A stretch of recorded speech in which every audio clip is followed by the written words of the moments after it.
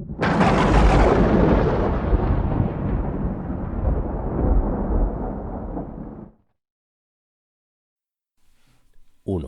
Mi vida temprana. El desarrollo orgánico del ser humano depende de la invención. Es el producto más importante de su cerebro creativo. Su fin último es el dominio completo de la mente sobre el mundo material, el uso de las fuerzas naturales para la satisfacción de las necesidades humanas. Esta es la difícil tarea del inventor, quien suele ser incomprendido y mal recompensado. Sin embargo, encuentra gran recompensa en el cotidiano ejercicio de sus saberes y en tener conciencia de pertenecer a aquella clase excepcionalmente privilegiada, sin la cual la especie humana hubiera perecido hace mucho tiempo en la dura batalla contra los despiadados elementos. En lo que a mí se refiere, he tenido ya más que mi completa porción de ese exquisito placer. Hasta tal punto que, por mucho tiempo, mi vida fue prácticamente un continuo éxtasis. Se me señala como uno de los inventores que trabaja más duro, y quizá lo soy si es que el pensamiento se considera equivalente al trabajo, ya que he sido devoto de este casi todas las horas que paso despierto. Pero si el trabajo es definido como un determinado desempeño en un tiempo establecido de acuerdo a una regla rígida, entonces puedo ser el más grande de los ociosos. Todo esfuerzo compulsivo demanda un sacrificio de energía vital. Yo nunca pagué tal precio. Al contrario, he florecido en mis pensamientos.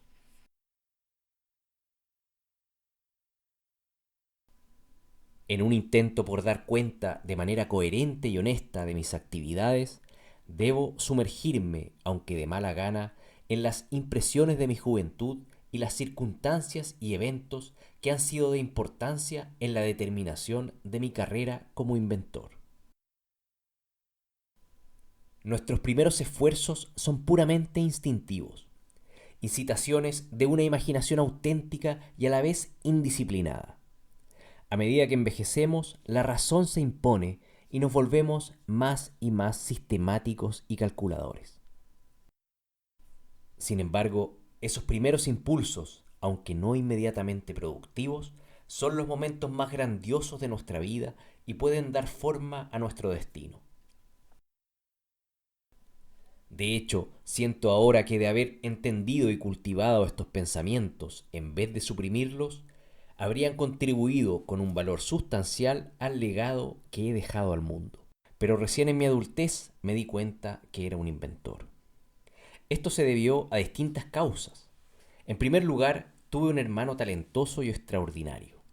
Uno de esos extraños fenómenos que la investigación biológica no ha podido explicar. Su muerte prematura dejó a mis padres desconsolados. Teníamos un caballo que nos había regalado un querido amigo. Era un animal magnífico de raza árabe. Tenía una inteligencia casi humana. Lo cuidábamos y mimábamos todos.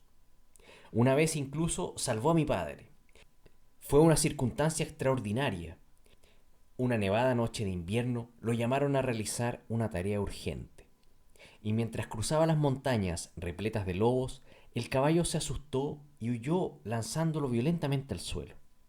Luego llegó a casa exhausto y sangrando, pero apenas sonó la alarma que activaba al grupo de búsqueda, el caballo se echó a correr y regresó al mismo lugar donde estaba mi padre, muy lejos de donde lo buscaba el grupo. Él, al verlo, aún aturdido, se montó sobre el animal sin darse cuenta que habían pasado horas sobre la nieve. Este caballo fue también el causante de las heridas por las que murió mi hermano. Yo presencié la trágica escena. Aunque han transcurrido 56 años desde entonces, la imagen de su muerte sigue latente. El recuerdo de sus logros hace que cada uno de mis esfuerzos parezca poco interesante. Cualquier cosa mínimamente digna de aplausos que yo hiciera generaba que mis padres sintieran la pérdida de mi hermano de forma profunda. Por eso crecí con poca confianza. pero estaba lejos de ser considerado un niño estúpido.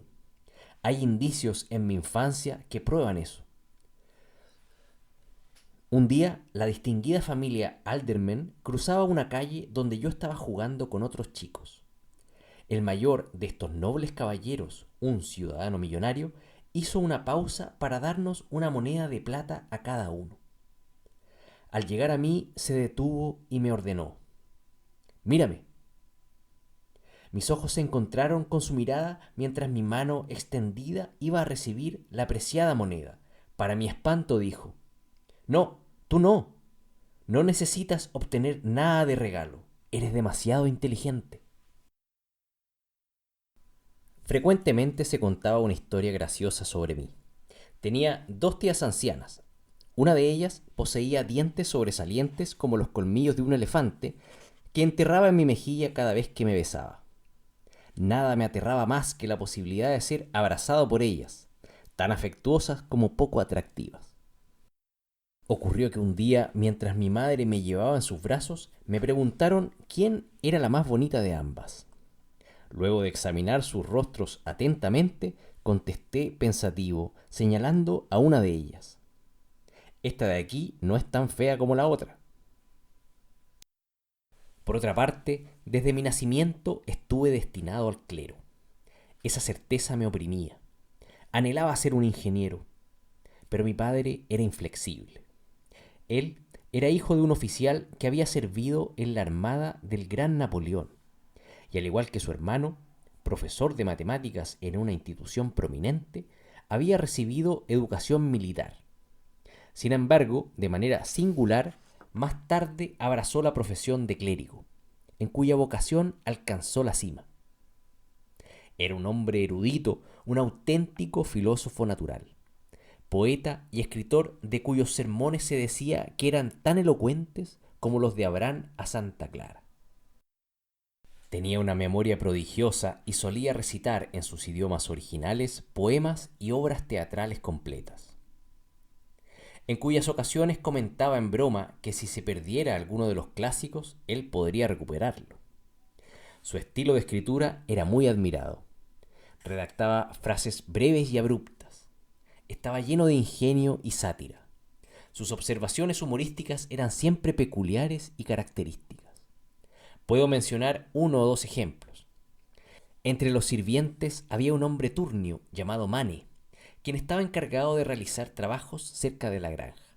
Un día estaba cortando leña, empuñando el hacha de mi padre, quien estaba cerca de él, sintiéndose muy incómodo. Le advirtió: «Por el amor de Dios, Mane, no le des a lo que estás mirando, sino a lo que le intentas dar». En otra ocasión había invitado a un amigo a dar un paseo en coche, quien de manera descuidada permitía que su costoso abrigo de piel rozara la rueda del carruaje. Mi padre lo señaló diciendo: «Entra a tu abrigo, estás arruinando mi rueda». Tenía el extraño hábito de hablar consigo mismo y con frecuencia llevaba animados diálogos dando rienda suelta a acaloradas discusiones, cambiando incluso el tono de su voz. Un oyente casual hubiera jurado que habían varias personas en la habitación. Aunque le debo a la influencia de mi madre el ingenio que poseo, el entrenamiento que mi padre me dio fue crucial. Comprendía todo tipo de ejercicios. Podía adivinar los pensamientos del otro, descubrir los defectos de alguna forma de expresión, repetir largas frases o realizar cálculos mentales. Estas lecciones diarias tenían la intención de fortalecer mi memoria y mi razón, y especialmente desarrollar mi sentido crítico, lo que fue muy útil. Mi madre descendía de una de las familias más antiguas del país y de una sucesión de inventores. Tanto su padre como su abuelo dieron origen a numerosos implementos para uso doméstico y agrícola, entre otros. Fue realmente una gran mujer, de insólito talento, coraje y fortaleza, quien había desafiado con esfuerzo un pasado tormentoso, habiendo sufrido muchas experiencias difíciles. Cuando tenía 16 años, una peste virulenta arrasó con toda la región. Su padre fue llamado a dar los últimos sacramentos a los moribundos y durante su ausencia debió ocuparse por sí sola de asistir a una familia vecina que había sido afectada por la terrible enfermedad. Todos los miembros, 5 en total, sucumbieron rápidamente. Ella bañó, vistió y dispuso los cuerpos decorándolos con flores de acuerdo a la costumbre astrohúngara. Y cuando su padre regresó, encontró todo listo para el entierro. Mi madre era una inventora de primera clase y creo que hubiera logrado grandes cosas si no hubiera estado tan distante de la vida moderna y sus múltiples oportunidades. Inventó y construyó todo tipo de herramientas y dispositivos, así como también tejió los diseños más finos con lana hilada por su propia mano. Incluso plantaba las semillas, cultivaba las plantas y luego ella misma separaba las fibras.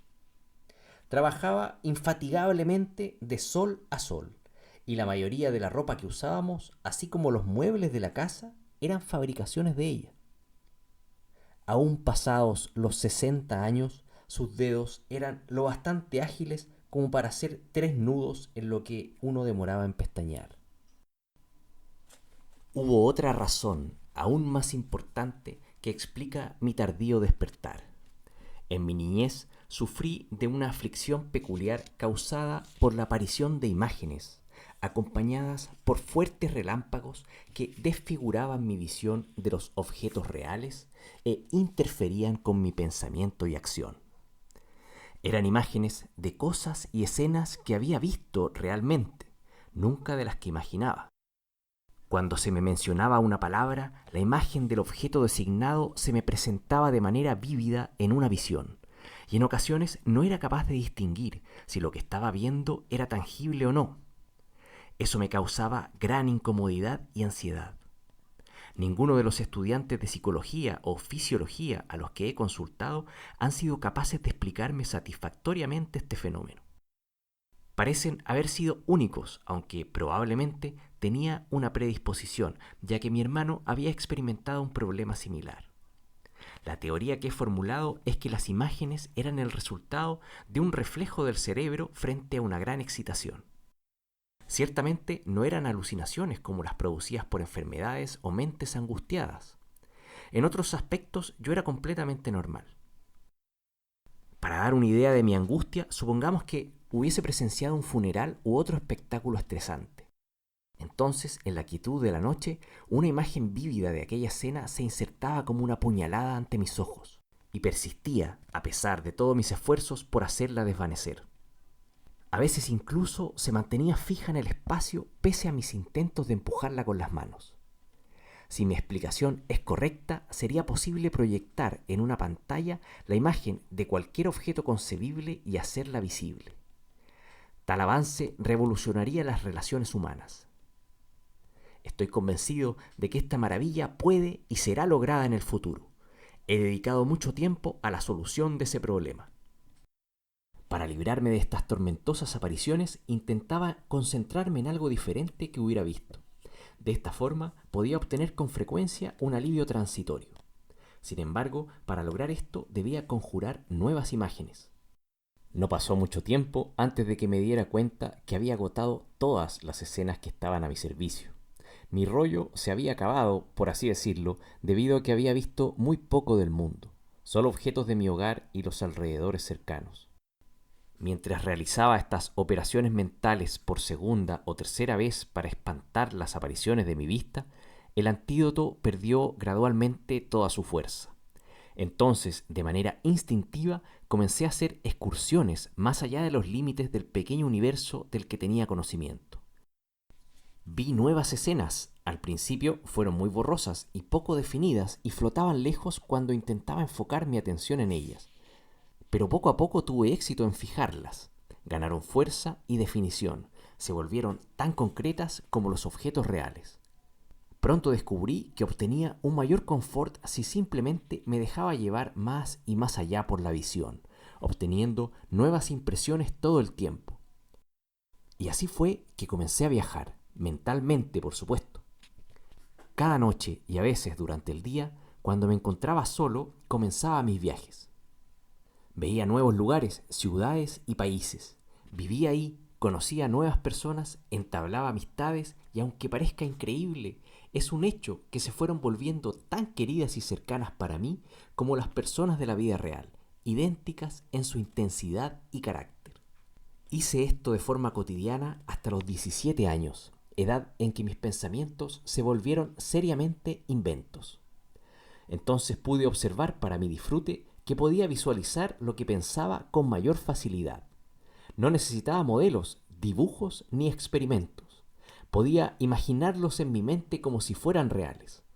Había sido conducido inconscientemente a desarrollar lo que considero un nuevo método de materializar conceptos de inventos e ideas que se opone radicalmente a lo puramente experimental y es, en mi opinión, mucho más expedito y eficiente.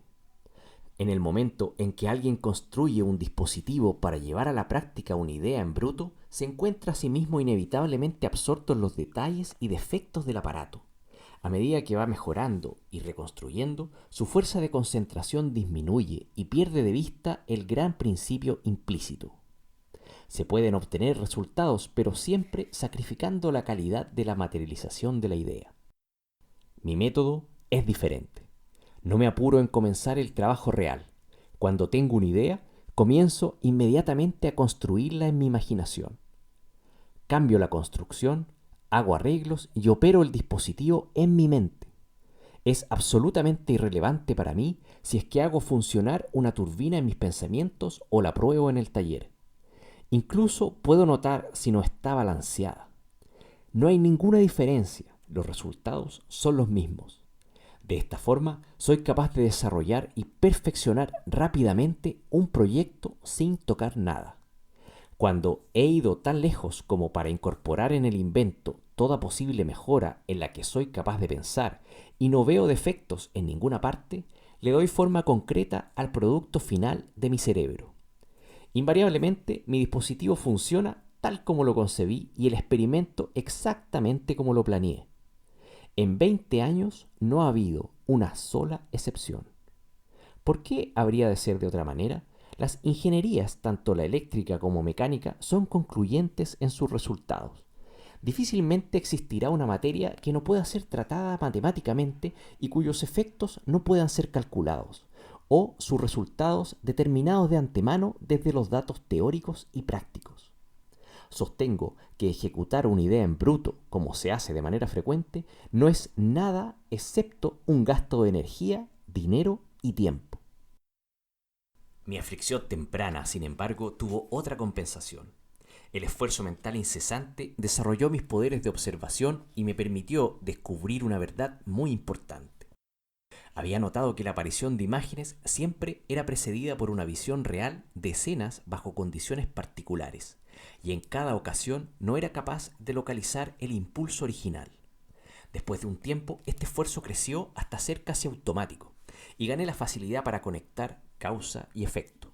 Para mi sorpresa, pronto me di cuenta de que cada pensamiento que concebía era sugerido por una impresión externa. Y no solo eso, sino que todas mis acciones eran impulsadas de una forma similar.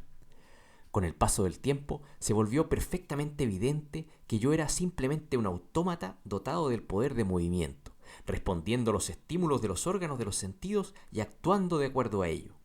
El resultado práctico de eso fue el arte de la teleautomática, que ha sido hasta ahora llevada a cabo solo de una manera imperfecta.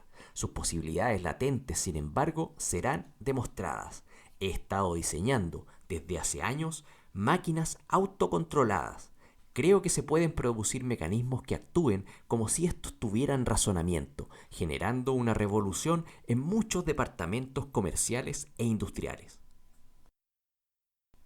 Tenía cerca de 12 años de edad cuando logré por primera vez desvanecer una imagen de mi visión gracias a un terco esfuerzo, pero nunca tuve ningún control sobre los relámpagos a los que me he referido.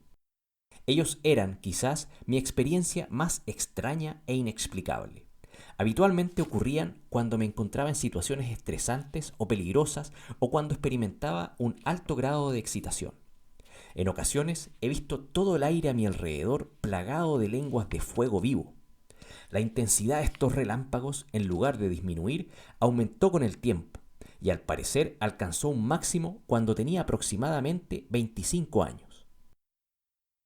En 1883, mientras estaba en París, un importante fabricante francés me envió una invitación a una expedición de caza, la cual acepté.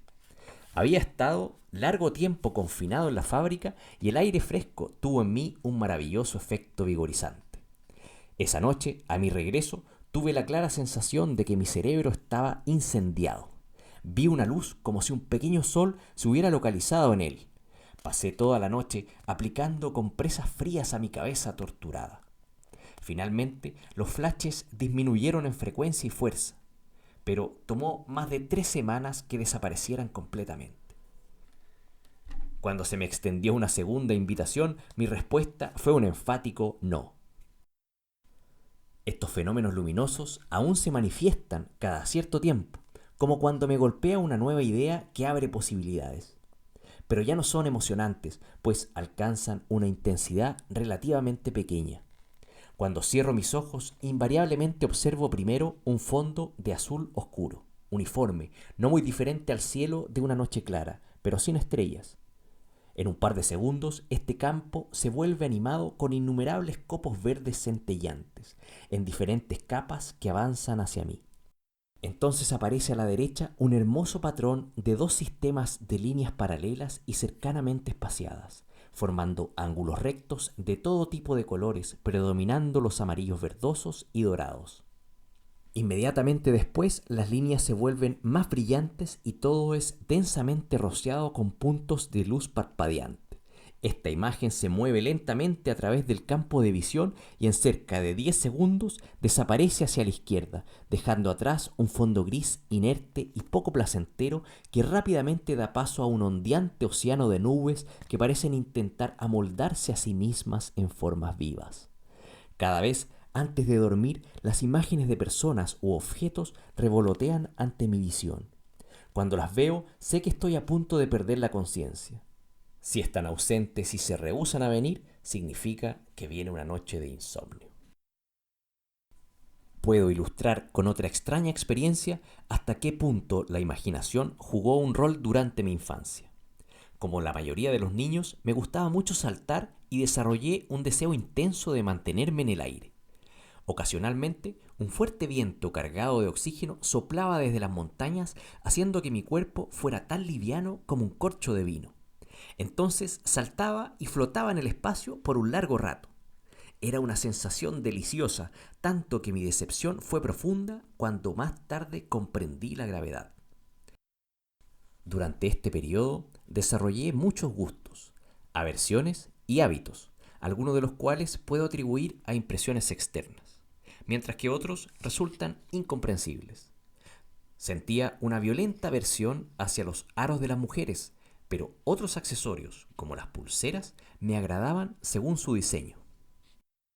La sola visión de una perla hacía que prácticamente me trastornara, pero me fascinaba el brillo de los cristales o de los objetos con bordes afilados y superficies planas. Nunca habría tocado el pelo de otras personas a menos que me obligaran con un revólver. Me daba fiebre mirar un durazno y si había alcanfor en cualquier parte de la casa me causaba la incomodidad más profunda. Incluso ahora me perturbaría. Cuando suelto pequeños cuadrados de papel en un plato lleno de líquido, siempre siento un horroroso y peculiar gusto en la boca. Contaba los pasos que daba al caminar y el contenido cúbico de los platos de sopa y el café. De otra forma, no podía disfrutar del alimento. Todas las acciones repetitivas que realizaba tenían que ser divididas por 3, y si me equivocaba, me sentía obligado a hacerlo todo de nuevo, aun si esto tomaba horas. A los 8 años de edad, mi carácter era débil y vacilante. No tenía ni el coraje ni la fuerza para tomar una decisión con firmeza. Mis sentimientos venían en olas y marejadas y vibraban oscilando entre extremos. Mis deseos eran de una fuerza que me consumía y como las cabezas de hidra se multiplicaban. Me sentía oprimido por el temor religioso, por pensamientos de dolor en la vida y en la muerte. Estaba sometido por las supersticiones y vivía en constante terror al espíritu del mal, los fantasmas, ogros y otros monstruos de la oscuridad. Entonces de golpe vino un tremendo cambio que alteró el curso de toda mi existencia. De todas las cosas en el mundo, lo que más me gustaba eran los libros. Mi padre tenía una gran biblioteca y cada vez que podía intentaba satisfacer mi pasión por la lectura. Él no me lo permitía y tenía ataques de rabia cada vez que me sorprendía en el acto. Escondió las velas cuando descubrió que estaba leyendo en secreto. No quería que arruinara mis ojos, pero hice una mecha en varillas que unté con grasa y cada noche cubría el ojo de la cerradura, además de las rendijas de la puerta, y leía. Muchas veces hasta el amanecer, mientras todos dormían y mi madre comenzaba sus arduas tareas diarias. En una ocasión me encontré con una novela titulada Abafi, el hijo de Aba, traducción serba de Josica, un conocido escritor húngaro. La obra despertó mi adormecida fuerza de voluntad y comencé a practicar el autocontrol. Al comienzo, mis resoluciones se desvanecían como la nieve en julio, pero en poco tiempo vencí mi debilidad y sentí un placer que no había conocido antes, el de hacer lo que quería.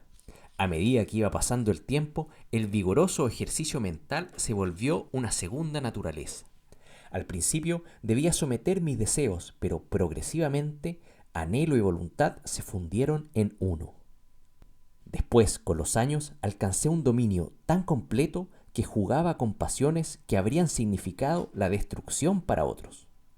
A una cierta edad se apoderó de mí una obsesión por las apuestas que preocupó mucho a mis padres. Sentarme frente a una partida de cartas era la quinta esencia del placer. Mi padre llevaba una vida ejemplar y no podía perdonar el desperdicio de tiempo y dinero sin sentido con el que me consentía. Tenía una fuerte decisión, pero mi filosofía no era la mejor. Le decía, puedo detenerme cuando se me plazca. Pero, ¿valía la pena dejar aquello con lo que podría conseguir las joyas del paraíso? En ocasiones dio rienda suelta a su ira y desprecio, pero mi madre era diferente. Ella entendía el carácter de los hombres y sabía que la salvación propia solo podía conseguirse mediante los propios esfuerzos. Recuerdo que una tarde, cuando había perdido todo mi dinero y deseaba intensamente volver a apostar, me pasó un fajo de billetes y me dijo, anda y disfruta. Mientras más pronto pierdas todo lo que poseemos, será mejor. Sé que superarás esto. Tenía razón. Vencí mi pasión por las apuestas en ese mismo momento y solo lamenté que ésta no hubiera sido 100 veces más fuerte. No solo la dejé, sino que la arranqué de mi vida para no dejar siquiera un trazo de deseo. Desde entonces he sido tan indiferente a cualquier forma de apuesta como lo soy a escarbarme los dientes. En otro periodo fumé excesivamente, amenazando con arruinar mi salud. Entonces mi voluntad salió a flote y no solo me detuve, sino que eliminé cualquier deseo de fumar. Hace mucho tiempo sufrí de problemas al corazón, hasta que descubrí que se debía a la inocente taza de café que consumía cada mañana.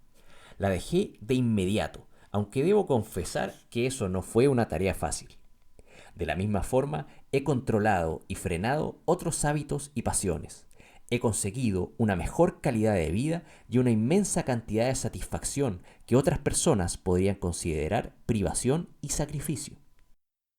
Luego de terminar los estudios en el Instituto Politécnico y en la universidad, tuve una completa crisis nerviosa y mientras duró, observé extraños e increíbles fenómenos.